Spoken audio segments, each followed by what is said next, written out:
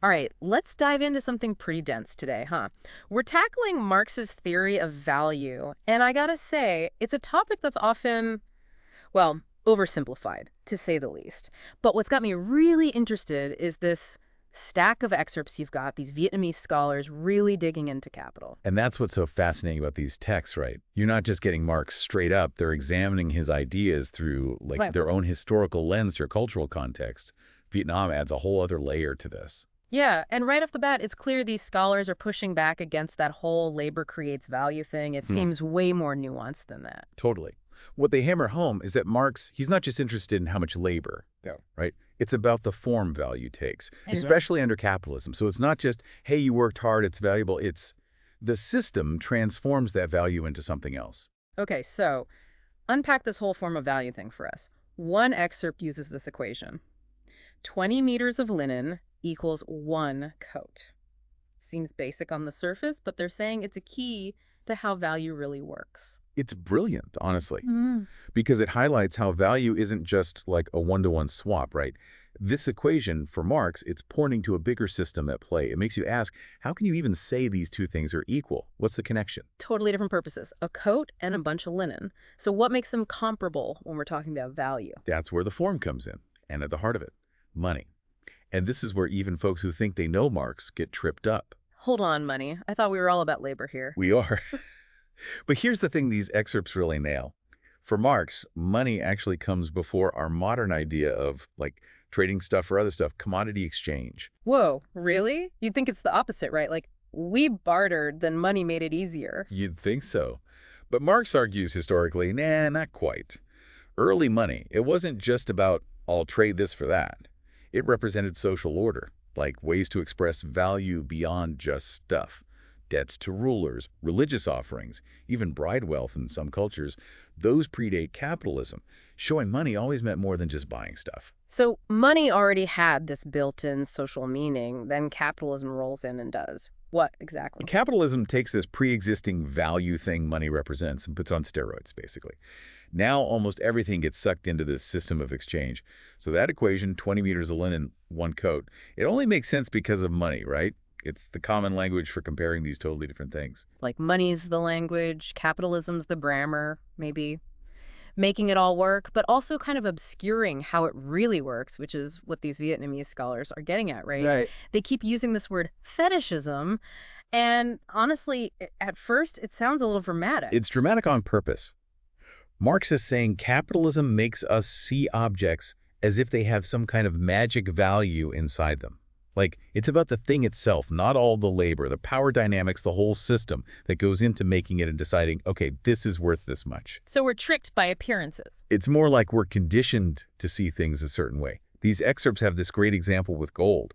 Marx thought it was actually harder to see gold as fetishized compared to other stuff. Why gold Yeah. specifically? Because it's been so tied to money, to this idea of inherent value for so long, we forget all the work that went into it, right? Mining, refining, the whole deal. It's like it magically appears as this symbol of, well, value. So the closer something is to just being money itself, the harder it is to see the labor behind it. Like it just is valuable naturally. Exactly. And this illusion, this commodity fetishism, it impacts how we see ourselves in society too, which is something these Vietnamese texts dive into beautifully. Hmm. They argue Marx saw this as key to understanding his whole theory of value. And this is where it gets really interesting to me, right? Like these scholars, they're connecting this whole fetishism thing to the idea of the legal subject, the Yeah. individual with rights, all that. Yeah, they nail that connection. Yeah. And they tie it back to Vietnam's own legal history, which is wild, right? This mix of colonialism and then socialist ideas. So how does our legal system, like laws and stuff, play into this whole commodity and money thing? Seems like a bit of a jump. Not so much. Think about it. Just like those commodities, right? Under capitalism, it's like their value comes from them, not from the work put in. And then we've got individuals seen as these separate beings with rights and their labor. It's like it's just another thing being bought and sold, just another commodity. Okay, so I'm seeing the parallel here. We become these like abstract legal things, just like commodities become these bundles of value, kind of. Exactly. And just like that form of value we were talking about, this legal form hides the real connections. It makes it seem like individuals are just naturally free and equal, just like how commodities seem like they're just naturally valuable. but they both only exist because of how capitalism is set up. So by focusing on the individual and their rights, it's like we're missing how everyone's connected in this whole system of making and trading stuff, right? Like we're not really these isolated islands, even though that's how it feels sometimes. That's Marx's whole point. And the scholars highlight how this individual rights thing can overshadow the communal side of labor, which is really interesting in Vietnam's context, with their history of collective farming and all that. Makes you think. So Mhm. any concrete examples from these Vietnamese texts that show this link between like fetishism and the legal system? There's this fascinating part where they talk about land reform in Vietnam after the war. They shifted from like individual land ownership to more collective models that Yeah. directly challenge this capitalist idea of you own your labor, you own what you get from it. Right, because it's like they were changing the whole economic base, and that impacts the legal and social stuff built on top of it. Yeah. So by moving away from that individualistic view, are they saying different systems of value of exchange are possible? That's what they're getting at. They argue that by recognizing how interconnected everything is, economically speaking, and by not just focusing on the individual, we can maybe create systems that put collective well-being first.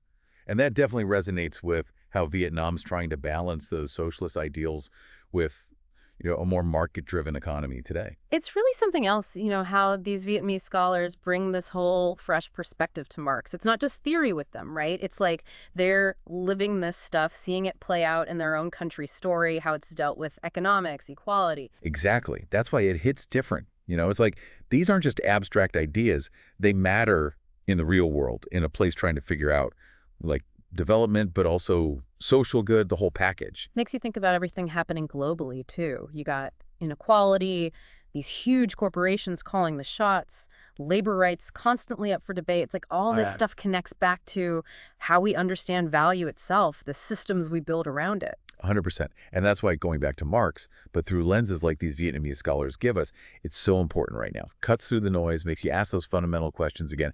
How is this all really working? Who benefits at the end of the day? So much of the economic talk, it's stats, figures, right? This deep dive, it's different. We're going beyond the numbers into the human side of it, the relationships, the power dynamics that actually create those numbers in the first place. Exactly. It's about recognizing like, hey, economics, this isn't some neutral objective thing. We built these systems with all our baggage, our ideas about how the world should be, who has power. Once you get that, it's like you see everything differently. Like learning a whole new language, right? To read between the lines of the price tag, the economic reports, and you see the human story behind it all, the connections. And with that language comes a different kind of power, right? You can question, you can challenge, and maybe, just maybe, you can start to imagine, create different systems entirely. Ones that are actually about fairness, about everyone getting a fair shake. So for folks listening who've been with us on this deep dive into Marx and value and all this, what's the one thing you hope they take away from this? Don't take anything for granted when it comes to value. That price tag, the market, whatever it says, look closer. Remember, it's not natural, it's not set in stone. It's labor, it's relationships, and yeah, it's often about who's got the upper hand. Once you understand those forces, that's when you can start to fight back, to dream up a different way of doing things for the economy, for society as a whole. It's about remembering economics isn't this cold, heartless thing, right? It's us. It's our values. It's what we decide matters. These Vietnamese scholars, they gave us the tools to see that connection more clearly. Look beyond what's on the surface. Ask the tough questions because the systems we live in, they're not inevitable. That's what this whole deep dive has been about.